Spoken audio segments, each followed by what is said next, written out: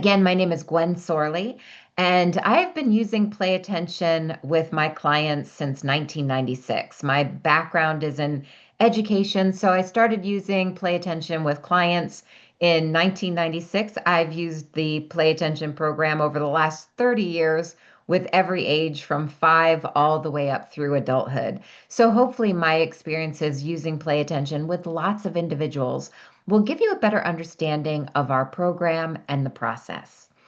Now, I notice that many of you here today have attended our webinars in the past. And if you have attended some of our webinars in the past, you know that we typically talk about different areas of executive function. So we've talked about organization, emotion regulation.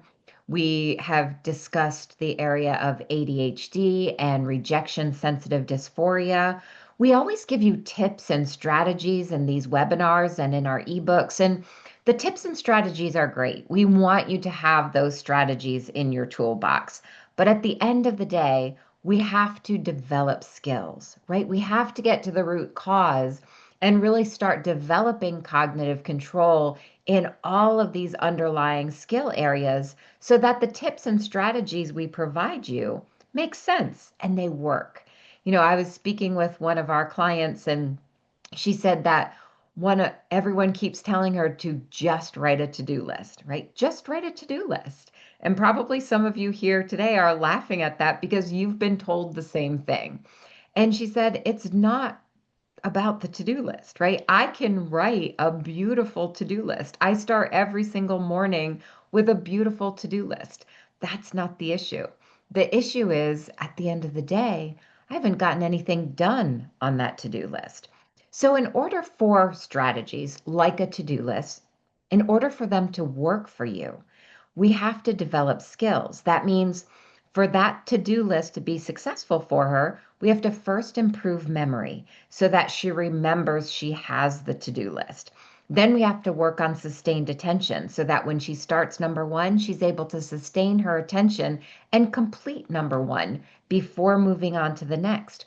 We have to work on impulse control so she's not just starting number one and impulsively jumping down to number three.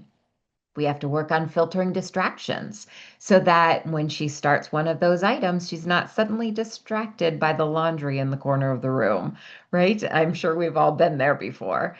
And we also have to work on mindfulness so that you calm that internal dialogue and don't let that internal dialogue derail you. So you may not have ever thought about it. I know that many of you have gone online and you've seen people tell you, what you should do to help yourself get through the end of the day more productive or be more organized. And you try those strategies and you think, but why does it seem like it works for everyone except for me? And if you're struggling with executive function, this could be the reason. We simply have to have those strategies, but simultaneously develop skills. Now, some of you may see this with your children. So, how many here? You can use that raise your hand icon. How many of you have a child in school right now, or maybe in the past your child was school aged and you had a 504 in place? Any of you experience that? Now, if you're from outside the US, a 504 plan is a set of accommodations, okay? And many of you here are saying, Lynn, Deborah, you all have 504s in place for your child. And those are good. I can speak from experience that they're good. They have a place. We want those accommodations in place. But we have to, again, simultaneously teach skills. Because when I was in a public school setting and we would oftentimes give our children, our students, longer test taking time. And in theory, that's good, right? But if we're not simultaneously developing skills, if we're not teaching that student how to sustain attention to that test, how to filter distractions in the room, how to process the information so I can get that information from my head and down on paper, how to control impulsivity so that we're not just impulsively rushing through the test. If we're not developing those skills simultaneously, then longer test time often becomes longer time to daydream. So We want strategies, we want accommodations, but we have to simultaneously develop skills. And that is what we focus on. We specialize in one thing. We help you reach your goals. So, why don't we take a moment and, as I'm chatting about the program, in the chat box, would you go ahead and type your goal? Why are you here today? Are you here because you're an adult and you've been struggling with ADHD or executive function, and you just feel like you're not as productive as you should be at work or maybe at home? Maybe do really well at work, but for some reason, the home situation seems to be more challenging when it comes to actually organizing. You can use the chat box to type in your specific goals. So many of you raised your hand on that one. So it sounds like some of you are struggling either in the workplace or at home. Maybe you have a child and your child is so bright, but it seems that ever since he got to middle school, it's gotten a little bit harder and he's not able to actually show what he knows and he may be struggling. Maybe there's someone in your life, whether it's a family member, or maybe it's a friend who's really struggling with peer relationships, or social settings. Maybe you're a professional and you're trying to help your clients develop executive function. So Jose says, looking for ways to develop executive function. Great.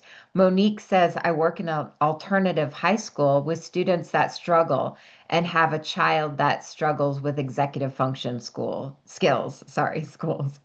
Excellent. That's very exciting, Monique, to have that alternative high school where you're allowing those individuals to develop and giving them more assistance.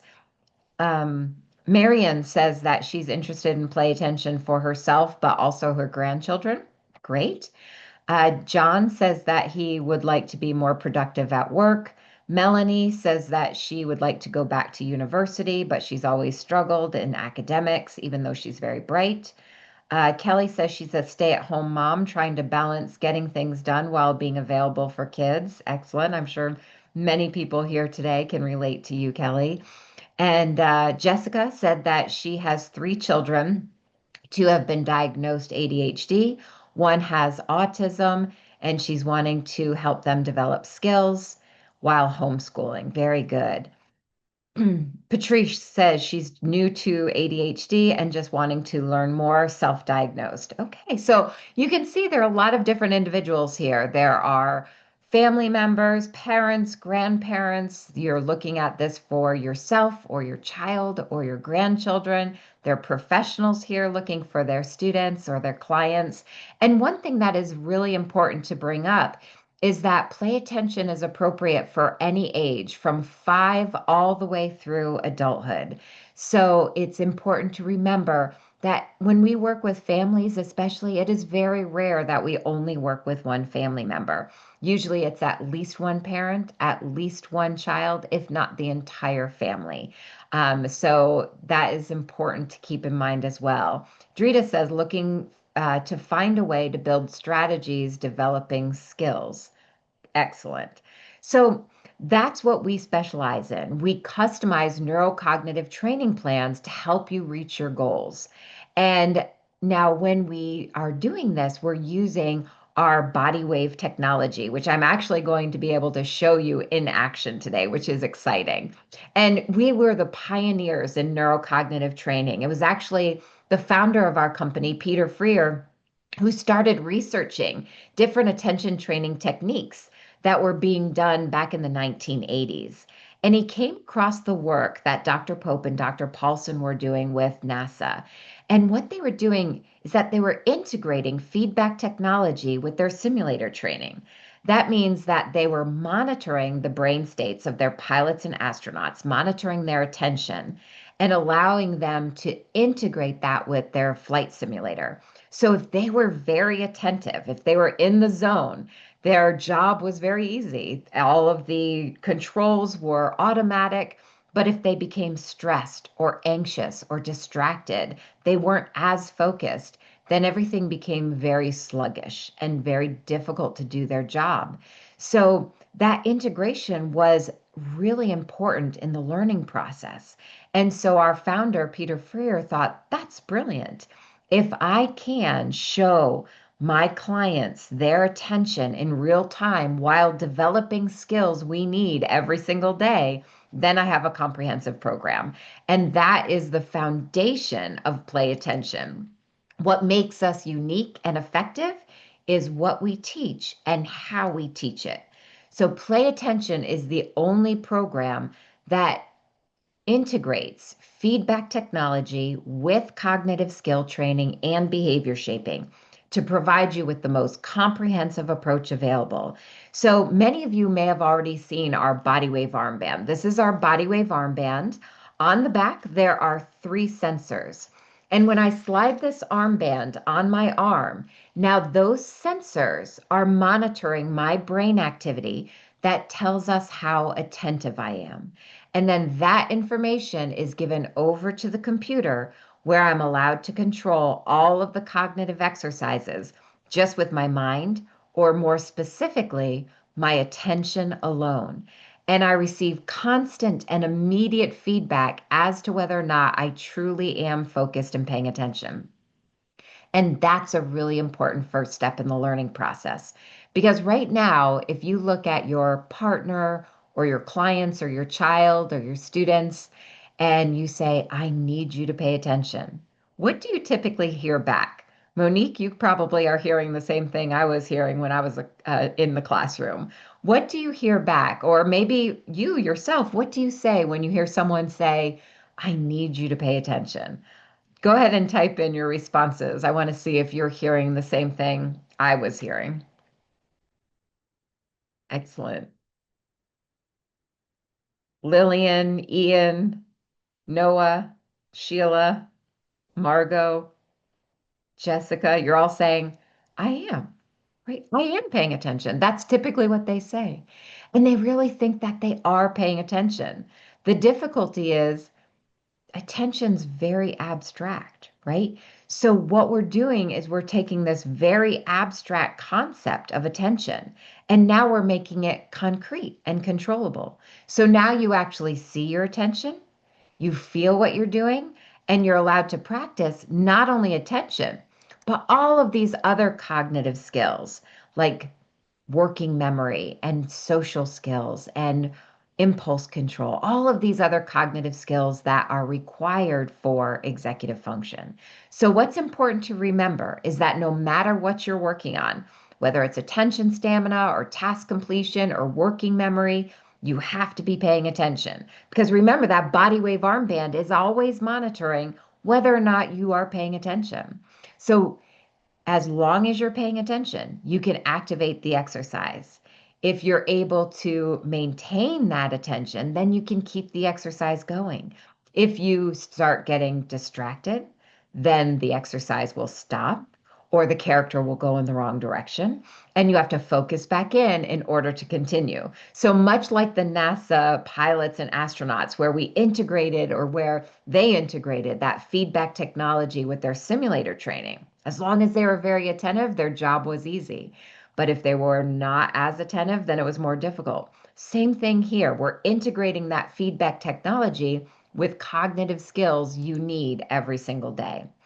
And the reason we integrate attention is because when we talk about improving executive function, we're talking about sparking brain change, right? And brain change doesn't just occur. There are very specific catalysts required in order to spark that brain change. And the very first catalyst necessary for brain change is attention. You can have a great teacher. You can have a fantastic life coach or therapist. But if you're having a hard time paying attention to that individual or the process, then it's hard to get maximum benefit. So that's why we make certain that no matter what you're working on within play attention, you are actively engaged.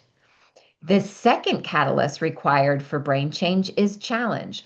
Although all of us would love to come into a learning situation and be 100% successful, right? That would make us very happy.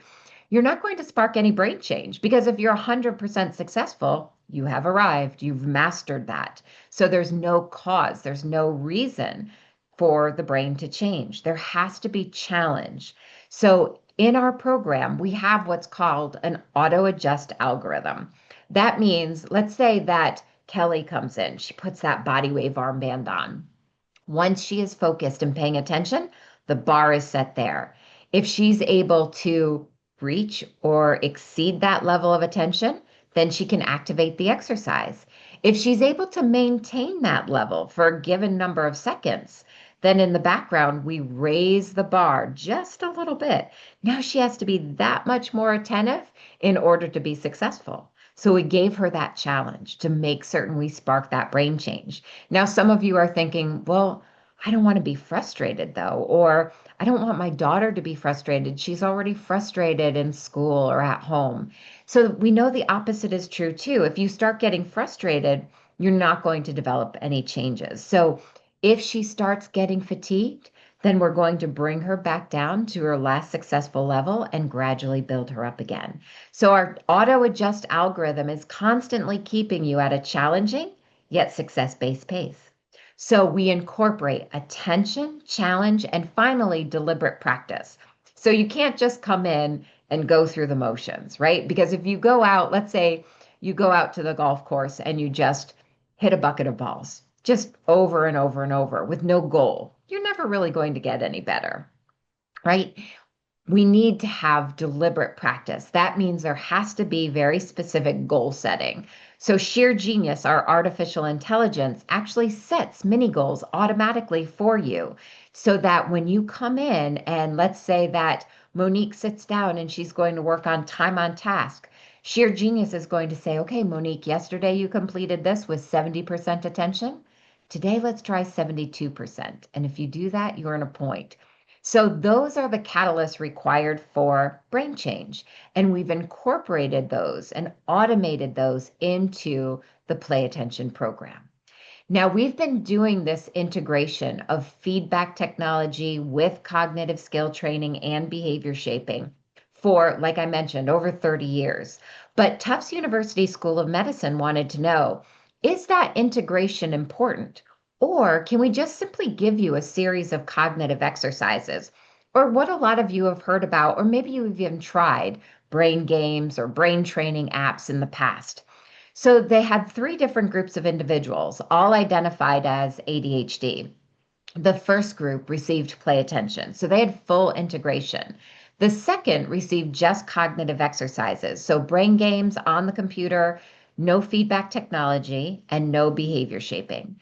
The third group was their control, so they received no intervention at all.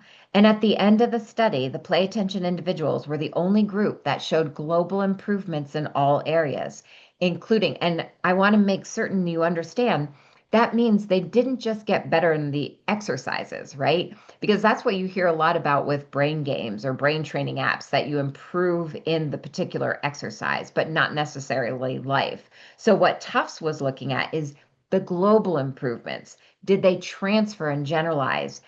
So the play attention individuals showed global improvements in all areas, including academic, social, behavioral, and executive function. They were also the only individuals that if they started the study and they were on medication, because some of them were on, some of them were not. But if they were on medication and in the play attention group, those individuals had an average decrease in their medication, where the other two groups had an average increase. And that goes back to skill building. You know, we didn't talk about medication earlier, but you can use play attention whether you're on medication or not on medication. Medication does work for many people by controlling symptoms. But what you may have noticed, maybe personally, medication doesn't teach any skills and it does not change behaviors. So we don't want to medicate and fail to educate. We want to use this time to help you develop skills. And that's what play attention can do. It can teach the skills that medication alone cannot teach. So really important studies. They did the pilot, then they successfully got funding through the Department of Education to do their main study. And then they did a 6-month follow-up to make certain that the skills maintained even after they graduated the program, right? Because we want to make certain we're developing lifelong skills. Now, I want you to experience play attention. So I'm actually going to switch my camera here so you can see play attention in action. You can see how well or how bad my attention is. I'm going to show it to you in real time. So, but I want you to see that feedback and what that really looks like. But before I switch screens, I want to make certain that we are all on the same page. So I'm going to bring up a poll right now just to make certain that we all understand. You should see the poll on your screen right now so you can plug in your answer. If you can't see it, you can just type your answer in. So the question is, the pop quiz, what does that body wave armband monitor? What does it monitor? Are we looking at eye movement, breathing, brain activity, or FM radio? You see that I have it on my arm. My client here has it on his arm. What does that body wave armband monitor?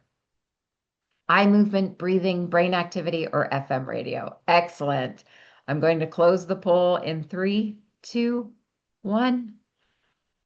Okay, 92% of you answered correctly. It is brain activity. It's brain activity. So some of you said breathing. Breathing and deep breathing can help you get into that attentive state. But breathing doesn't mean you are paying attention. Attention originates in the brain. So if we are going to show you your attention in real time, we have to be monitoring your brain activity. And that's what that body wave armband is listening for. It's listening for that moment when all of those neurons fire in synchrony. That's attention. And that's what we're showing you in real time. Brain activity indicative of attention. Okay? All right, now let me go ahead and I'm going to switch my screen here so that you can actually see play attention. And now you should be able to see in a moment my play attention dashboard here. And I will not be able to see your questions while I am on this different screen, but please do keep your questions coming. Keep typing in your questions and comments because once I end the demonstration, I'll be able to go back and answer your questions. So now this is the Play Attention main menu screen. And you'll see there are a variety of cognitive exercises that we can address within your program. Now, you won't need all of these. That's where the customization comes in. But what is important for you to remember is that no matter what you're working on, whether it's attention stamina or time on task or working memory, remember, you have to be paying attention. That's how we activate, and that's that very first catalyst necessary for brain change.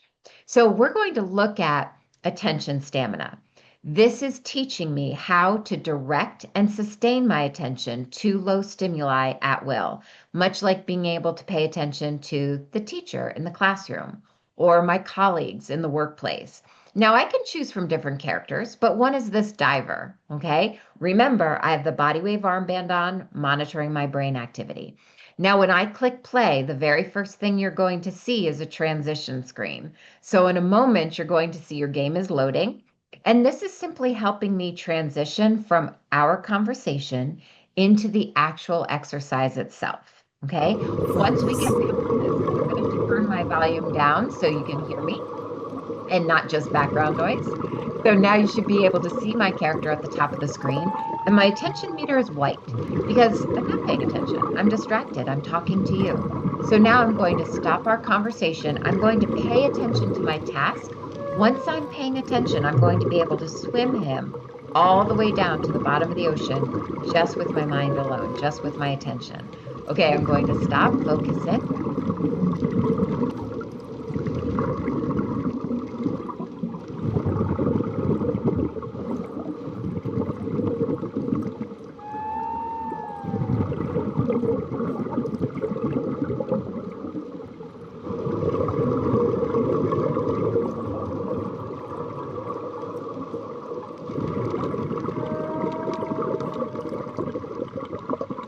Now that's as low as he goes. Notice what happens as soon as I get distracted.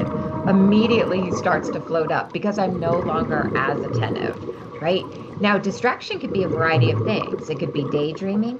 It could be anxiety. It could be someone walking into the room and I can't filter that noise. Immediately I get that feedback. Now I know I have to control that behavior, control that daydreaming, focus in.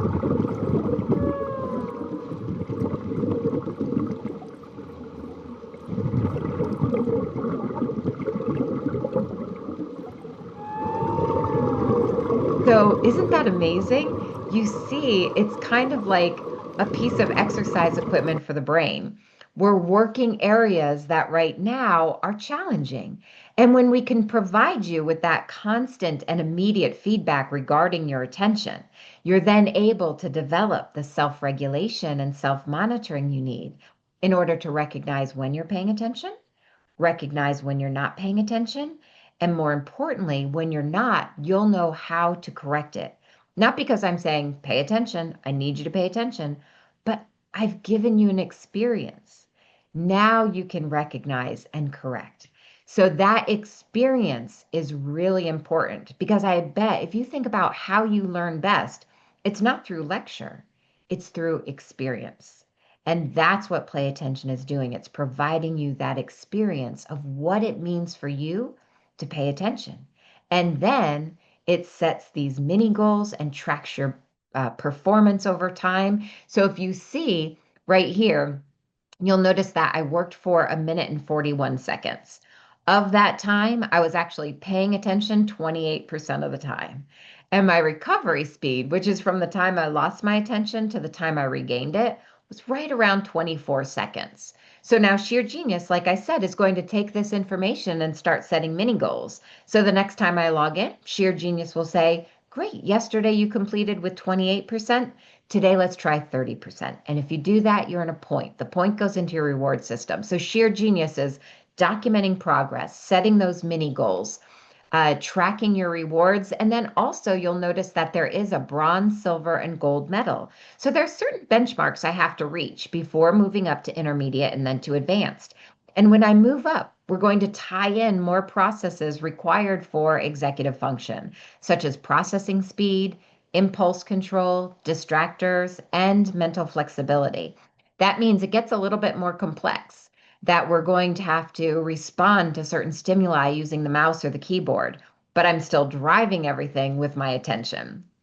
Okay, now as I come back to the main menu screen, I want to mention that you noticed our graphics, right?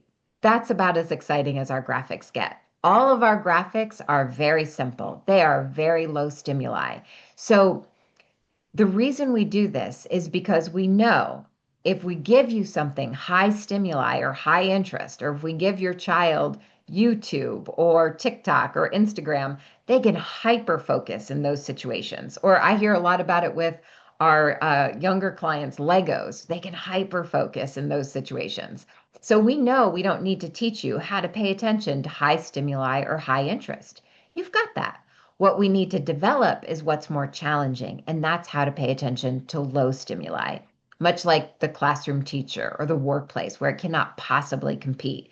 So that's why all of our different graphics are very simple so that you can learn how to pay attention to that low stimuli at will.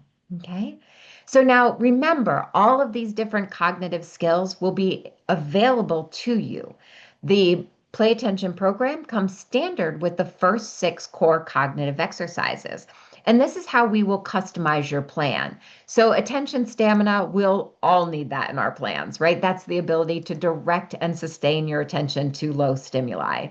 Discriminatory processing, we'll incorporate that if you have any challenges filtering distractions, both auditory and visual. Not a deficit of attention. You have great attention. The challenge is that you are paying attention to bits and pieces of everything. So we're going to work on staying focused to what's important and filtering out all of the unnecessary stimuli.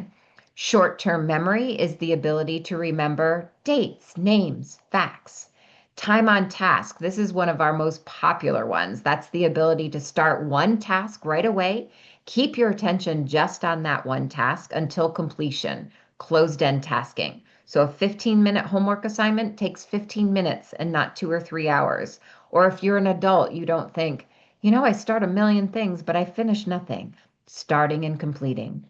Visual tracking, that's a great one if the teacher's ever said, he does great when I stand right next to him, but as soon as I walk away, he's out the window and out the door. And then he has that diffused attention where he's paying attention to a little bit of everything. Auditory processing is the ability to follow through with multiple step verbal instructions. So if you feel like auditory information is more challenging for you to hold on to and follow through, that's a great one.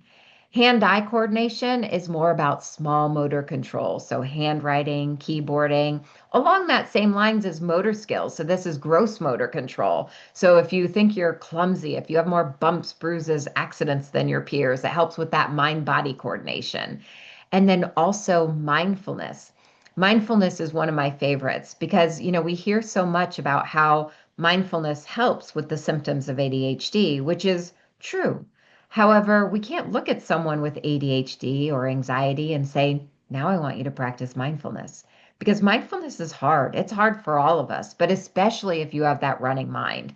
So that's why we integrate feedback, right? Because a lot of my adult clients, especially, will say, oh, mindfulness doesn't work for me because I tried it for 10 minutes and at the end of 10 minutes I had just written my grocery list in my head. So it doesn't work. And so we have to give you a visual representation because what we hear about mindfulness is distractions are going to happen. Just accept them and let them go, but that's easier said than done. So we're going to give you a visual representation, right? That feedback loop again. So you'll see a lotus flower in the middle of the screen. Once you have your mind in the present moment, you're able to start opening the petal on the flower. If you start thinking, when do I have to do my next meeting? Who do I have to call? What do I have to get at the store? That petal starts to close because you're no longer present and you have to bring yourself back in order to continue. So, again, we're giving you that visual representation to further expand that awareness. Social skills is a great one if they have any challenges picking up on social cues. Spatial memory is remembering where things are located. So if you are constantly losing your keys, or your child can't find his shoes, or you're losing your water bottle, that's a great one. Working memory, that's another one that pretty much everyone needs working memory, right? Because that's the ability to hold information, manipulate that information in order to complete a task. So if it's a student, helps them with reading comprehension. So if they're rereading over and over and over again a paragraph in order to summarize, that's usually a lapse of working memory. As adults, it's when we know we have to get 5 things at the store. We can remember 5 things. Well, we get to the store and we remember 2 of those things and pick up 3 random items, right? So it helps us with everything we need to get done. And then we also have attention monitor, which I'm going to show you here in just a moment. So again, these are all of the different cognitive exercises that we can use to customize your plan. And we will make certain that we know we can turn any of these on at any time. What I typically like to do is narrow it down and prioritize to our top 7 when we get started, just to not overwhelm anyone. And then knowing that we can turn those others on at any time and address all of those areas. Okay, so I'm just switching back. Bianca says, can one device be used for multiple people? Absolutely. So the home system comes standard with a user license for 2 people. You can always upgrade that user license. If you're here as a professional, it comes with an unlimited user license. So you can share that body wave armband, and everyone will have their own login with their own profile. Good question, Bianca. And remember, it has that auto adjust algorithm. So Bianca, when you put that armband on, we're only looking at your best ability, and your program is based around that. So again, we're going to look at all of those cognitive skills. You are going to be assigned a personal dedicated focus coach, not just AI. I did mention AI is integrated into the program, but your focus coach is a real live human being who is going to customize your plan. And in the plan development, our end goal is to not only develop those cognitive areas, but the end goal is to improve executive function. And I know many of you here today are very familiar with that term executive function. And if you are not as familiar, you can think of it as kind of like the CEO of your brain. It's what allows you to control your attention, your behaviors, your emotions. It allows you to plan and prioritize, organize, avoid procrastination, and remain on task. So it is a set of mental processes that help us get things done every day. And these mental processes tend to be weakest for individuals with ADHD or attention difficulties. So, what we want to keep in mind is that no one is born with strong executive function, but we all have the potential to develop it. And that development starts right after birth and continues through our mid to late 20s. Unfortunately, we expect everyone to have strong executive function by the time they hit middle school. So by the time they're about 11 or 12 years old, we expect everyone to have strong executive function. And that development doesn't always naturally happen. There are a lot of factors that can inhibit that development, one of which is ADHD.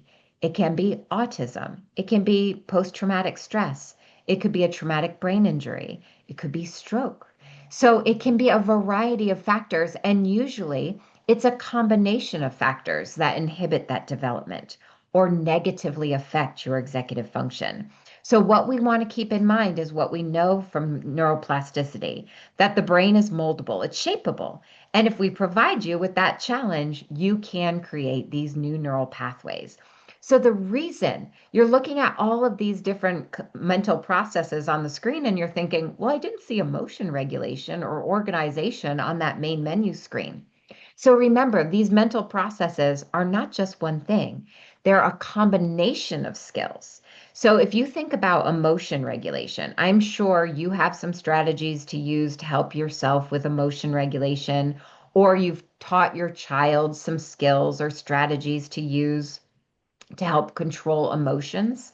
But in the heat of the moment, you wonder, why didn't we use those strategies? And it's because in order to really control those emotions or regulate those emotions, there are a lot of skills required, right? First, we have to be able to pay attention to the entire situation. So that's that sustained attention we talked about. We have to be able to control our impulsivity so that we're not just impulsively responding with the first emotion that comes to mind. We have to process all of the information.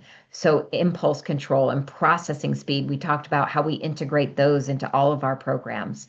We also want to have a strong mindfulness, right? So you can stay present and you don't let that internal dialogue derail you. We also have to have strong working memory so that you can draw on prior experiences and evaluate the best response. So, in order to improve emotion regulation or organization, any of these mental processes, it's the combination of the skills that we address that strengthens these areas. So every time you do a play attention session, you're not only developing cognitive control in each of those little individual areas, but you're strengthening overall executive function. So, again, the foundations of executive function include those first six core cognitive exercises that we talked about. And I mentioned I was going to review Attention Monitor for you a little bit closer because this is really an enhancement to your program. So, this is where we ask you to take all the skills you've learned and apply them to your real work. So, you see, my client has the body wave armband on, but he's working on his coursework, his university work. And so, as long as he has that body wave armband on and he's paying attention to his course, his reading, his report, he's going to hear from the computer, good, great.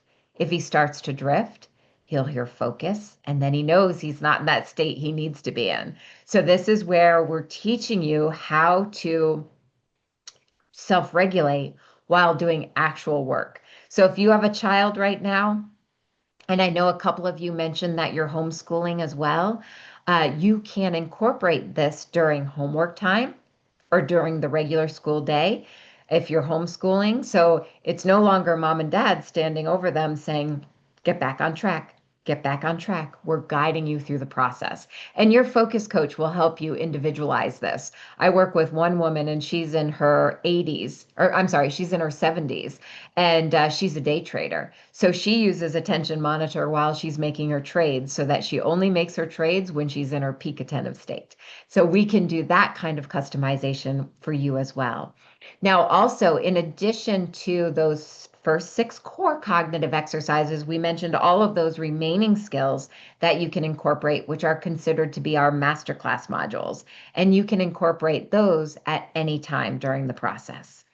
Now, we went through all of that, those different cognitive skills, and many of you may have thought, oh, yes, we need that, check, I need that one. And you may already have formulated your specific plan in your mind.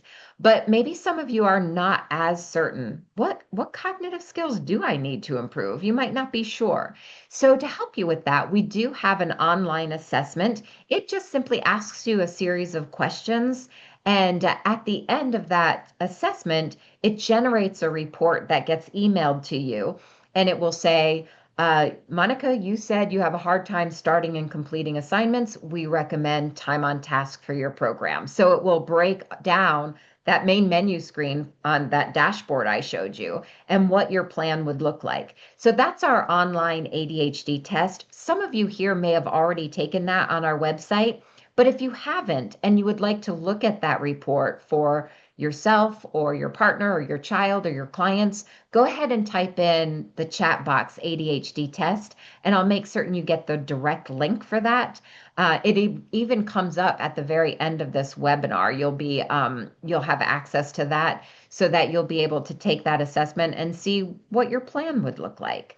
Now, if you want a more in-depth look, we do have a couple of options available. One is called Focus, and Focus is a norm reference test of attentional control. It takes 20 minutes, and at the end of the 20 minutes, we receive a full report that tells us how you performed compared to the performance of your peers. So we look at four different constructs of attention. We look at consistency, performance, impulse control, and your ability to deal with distractors, both auditory and visual. So the focus assessment is an option, and also the brief assessment, which is a behavior rating inventory of executive function. So that one is more subjective because it's an online questionnaire.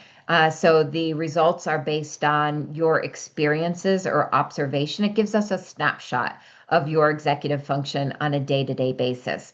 The focus and the brief assessment, like I said, they're options. They're $50 a piece, and we do need about a 40-minute block of time to review the results with you and further customize your plan. Now, some of you I know are here and you're thinking, we did a neuropsych evaluation and I have 23 pages of information. So if you've already done thorough assessments and you don't really need to go through additional assessments, then we can just, if you'd like to share some of the results from that, that just helps us further customize the plan. We want to make certain that we're not taking a one size fits all approach, that we're taking into consideration your strengths, areas you want to improve, and your individual goals in order to customize a plan that will work for you. So let's talk about play attention in action. So we've assessed your needs. Many of you typed in ADHD test, so we'll get that direct link to you. And then some of you may want to do the focus or the brief to get a little bit more information. So we look at the assessment, your focus coach sets up your plan, and then we do your onboarding. So you meet your support team, you have a tech advisor, and then you have your focus coach. We make certain everything is set up correctly, and then your focus coach is going to take you through an onboarding. And that's just to make certain that it's a practice session. And we make certain that you're really comfortable with everything before you get started. Okay, now after that meeting, the focus coach is going to ask you to do a week's worth of training. And if you're doing your training at home or either in a professional setting, we do recommend that everyone works at least an hour per week. So our professionals often do two 30-minute sessions. If you're working at home, you might do four 15-minute sessions. You might do 10, you might do six 10-minute sessions, whatever works best for you. So let's say that you decide to do four 15-minute sessions. That means when you log in, Sheer Genius is going to say, okay, Michael, today we're going to do attention stamina, time on task, and working memory. Not only that, but Sheer Genius is going to set a mini goal. So you log in, you do your 3 exercises, you log out, there's a journal, what I did well, what I'm proud of, and then you're done. The next day, you log in, 3 new exercises, 3 new mini goals, log out, journal, done. That's kind of the process you'll get into. Now, you'll start to see good results after about 6 weeks of consistent training. You'll notice that you are more focused, that you gave your client 3 verbal instructions and they were able to follow through without being redirected or reminded. So you're going to notice these small steps of improvement. But the research shows in order to gain permanency, in order for us to know that not only will you have these skills now, but you'll have them throughout your lifetime. That usually takes about 40 hours total. So if you're working that hour per week, I would plan on about 10 months of consistent training. Now, everyone learns different. And so if you get to that 10-month period and your focus coach is meeting with you, and remember, the focus coach is meeting with you all along, right? So after you finish that initial onboarding, then you're going to do about a week's worth of training and you're going to meet back with your coach via Zoom and you're going to talk about progress and get questions answered and set up your rewards program. And then that person's going to say, okay, Colleen, how am I going to keep you on track? Is it a Zoom meeting once a week for 15 minutes? Is it a text message? Is it email reminders throughout the week? And that person is going to follow up with you accordingly. But then around the 40-hour mark, that's where we're going to look at graduation. So we're going to look at, have you achieved all the advanced skill options? Has everything transferred and generalized? If you did a focus and brief assessment pre, let's do a focus and brief assessment post and see that everything has transferred and generalized. If everything looks good, we'll start graduating from the program. If it looks like there's more work to be done, we simply customize the plan and we keep going. So what's important for you to remember is you own the program. Your support is unlimited. So whether it takes you 10 months or 17 months, doesn't matter. We continue working as long as necessary. And even once you graduate, if you want to continue using it for peak performance, you can do that. Your support is always there and your use is there. If you're a professional client, you just continue enrolling clients as necessary. As we mentioned earlier, you can train as a family because we work with every age from 5 all the way through adulthood. It's been a really interesting process over the last 4 to 5 years. Our largest client base are adults between the ages of 45 and 75. So we know through neuroplasticity, the brain is moldable. So as we age, we can still develop skills and keep these areas sharp. Now, in addition to everything we discussed, all of your data is going to be tracked and graphed for you, and you can access your data progress at any time. That's all within your program, within your reach.